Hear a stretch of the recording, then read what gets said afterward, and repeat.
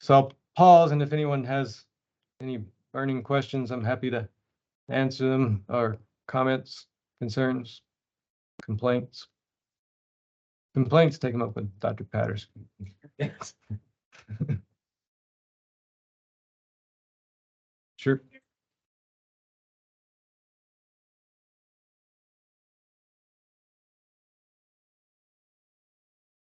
I think we touched on it a little bit last night at the Global Health Interest Group, which I think in my mind, I was geared towards patient care, which there's certainly a lot of that. But I didn't anticipate the administrative roles that I'd be taking on, and other kind of ancillary um, skills that I have to pick up. Because you wear a lot of hats, at least with our organization. I mean, it's different where you work and with whom you work, but ours is a pretty small organization, which certainly has its advantages. We can change from one day to the next pretty quickly. We're lean in that regard. But being a small organization, it ends up that I'm kind of CEO, COO, making sure we have supplies and medicine in stock, which is something you kind of take for granted when you're working elsewhere, that there's supplies on the shelves and medicine in the pharmacy. And then also raising funds. So fundraiser, that's probably one of my least favorite roles in terms of asking people for money, but you do need funds to continue to function and also grow if that's one of your goals. So fundraising, webmaster. So it's nice to have a website that people can access and get an idea of what you're doing. And then the training and teaching of local staff, and also as we've onboarded, for example, Dina, so physicians. I don't think a lot of those responsibilities I didn't necessarily anticipate, and they've been challenging just because they aren't necessarily. I mean, I enjoyed teaching, that part's fine, but like fundraising, working on a website, that's a rabbit hole that you could spend. You can constantly tweak and modify that, and then grant writing, and so some of those would be the challenges that come to mind that I didn't necessarily anticipate. Sure.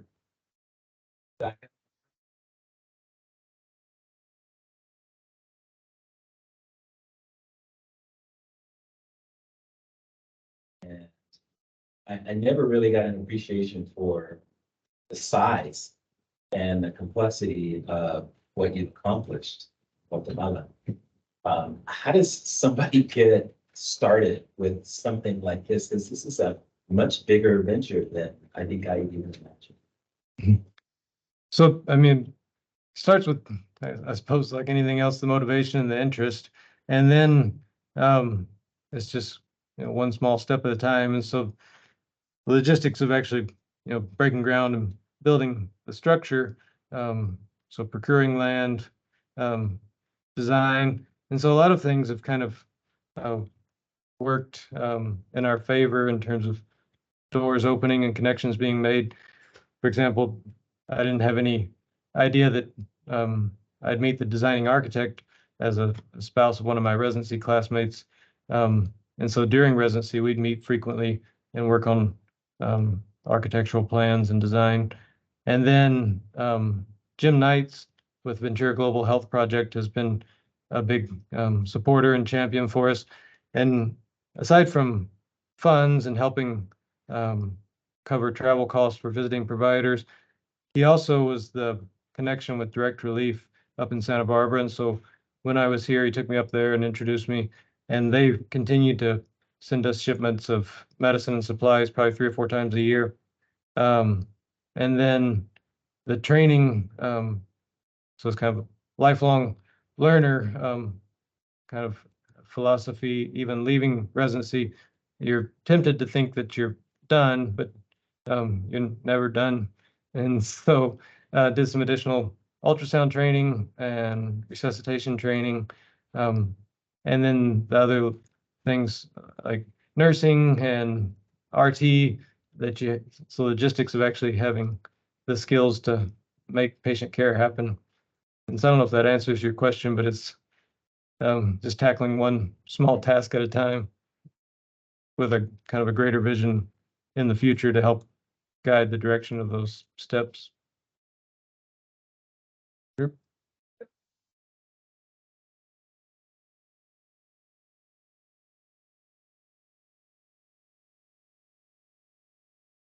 So we've had fairly linear growth in terms of patient encounters per year.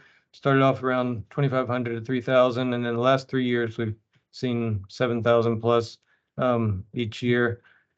And so next steps would be, and that's part of why I've gotten more into fundraising and grant writing to raise additional support, because up to this point, it's largely been kind of a handful of individual donors that support us, kind of grassroots, family, friends, and connections. And we're trying to grow our funding base so we can then grow our team and expand our services, because we've kind of plateaued at 7,000, 7,500 patient encounters the last 3 years. And that's probably more or less the sweet spot for our current team size and current operation. And so to grow further, we'd need to likely add probably 3 additional physicians and 4 additional nurses is my current thinking in terms of ongoing growth. And then I'd like to form more collaborations with in-country facilities, which is also challenging. But with the ambulance, for example, if we have a patient that has a need for invasive cardiology or for cancer care or TB or neurosurgery, we don't have those services on site. And so it's nice that we now have the ability to assist patients in navigating what can be kind of a complex and challenging healthcare landscape.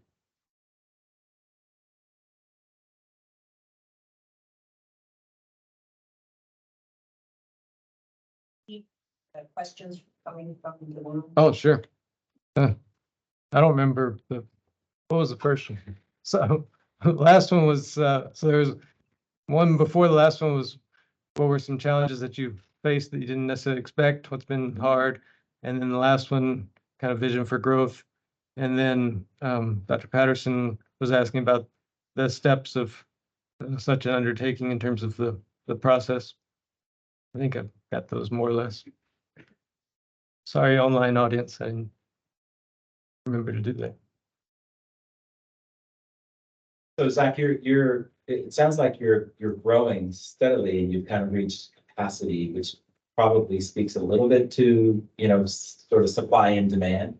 But how does that sort of play into locally what other healthcare systems are doing around you and the kind of support that, you have or are seeking, to continue to grow? Because I know you're looking for more people, but then how does that translate into, continued growth? So Dr. Patterson asked, how does our growth relate to the environment where we're working in terms of supply and demand and the services that are available elsewhere?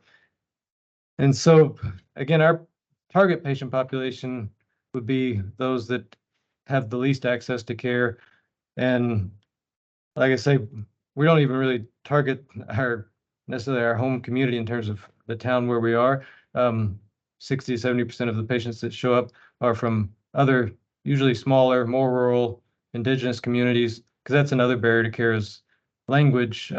Spanish is the official language in Guatemala, but there's, depending on how you count them, 20 to 30 indigenous languages. So the most common one in our area is Quiche. And so a lot of our patients are Quiche speaking.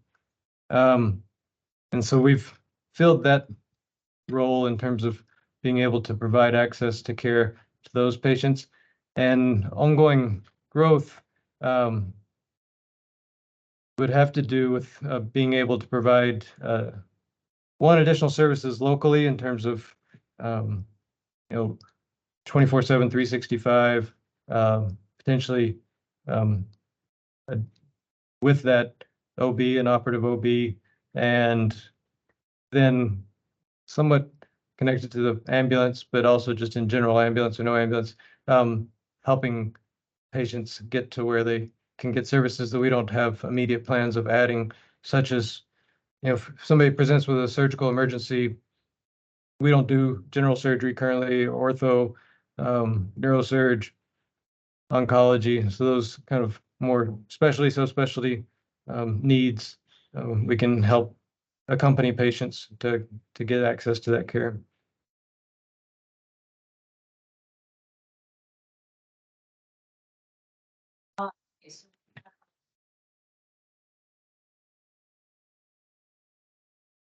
Accessible, high-quality healthcare. Would you please share how your team navigates incorporating indigenous health knowledge and healing practices within the clinic? What does culturally responsive and respectful healthcare look like in this context? Can the chat hear you, or do I need to repeat that? I've got a pretty loud voice. Okay. So hopefully, because I don't know if I'll be able to repeat that verbatim. But our clinic name, so the first part of it, Akum Palikatinamit, is in Quiche. We're in Santo Tomas, but we're kind of also just on the outskirts of it. If you go up the hill 100 meters or so, you're in Sololá, which is the next department. We're in Suchitepeques.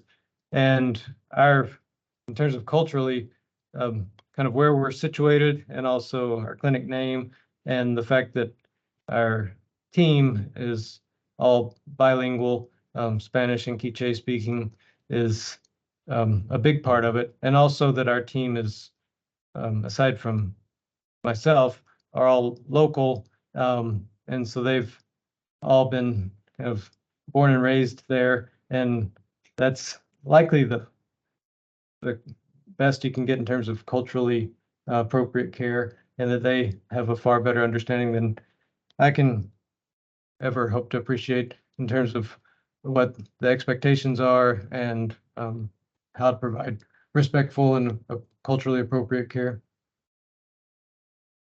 And we don't currently incorporate too much of like traditional indigenous practices, although my mother-in-law has what's called a tamascal. So, I mean, if you go down the driveway on the other side of the gate, there's that's kind of a traditional, I guess it'd be closest to like a steam room.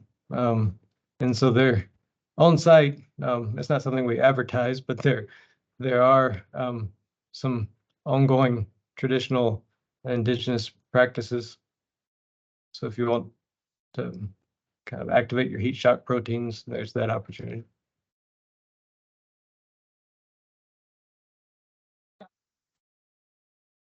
Distance to your referral hospitals. So the closest public hospital, so for like general surgery, acute care, would be roughly an hour. That's in Mazatenango. And then for more subspecialty care, that's almost exclusively located in Guatemala City. There's some in Quetzaltenango, which people may know as Shela. So Shayla's maybe 2 or 3 hours from our center, and Guatemala City's a little bit further, depending on traffic. And so if you needed to go to Guatemala City, that's like a 3-hour trip.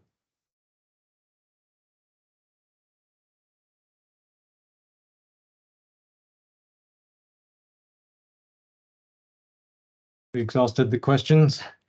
I've got one more. So I know from some experience, one of the challenges in global health work is not just getting the stuff, but keeping it up.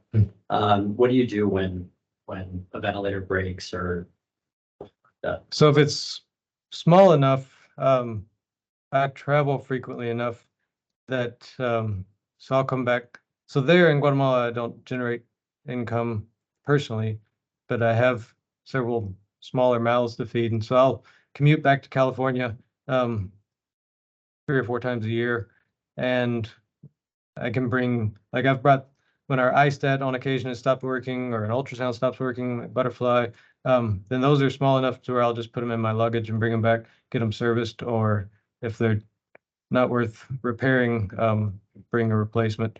And then kind of along that same vein, like we talked about, kind of built-in redundancy. So it's nice now that we have 2 iStats, we have multiple ultrasound machines. So if one stops working, we usually have a backup.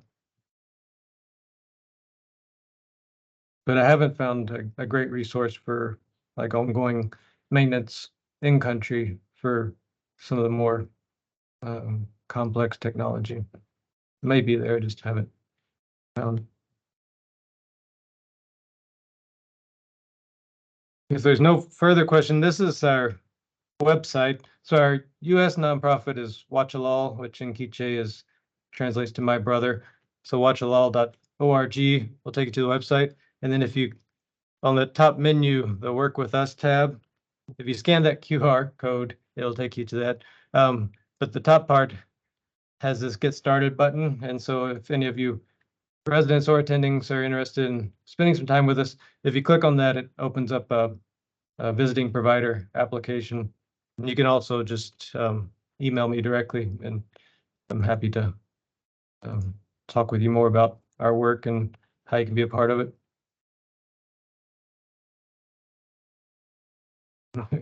Thanks for having me.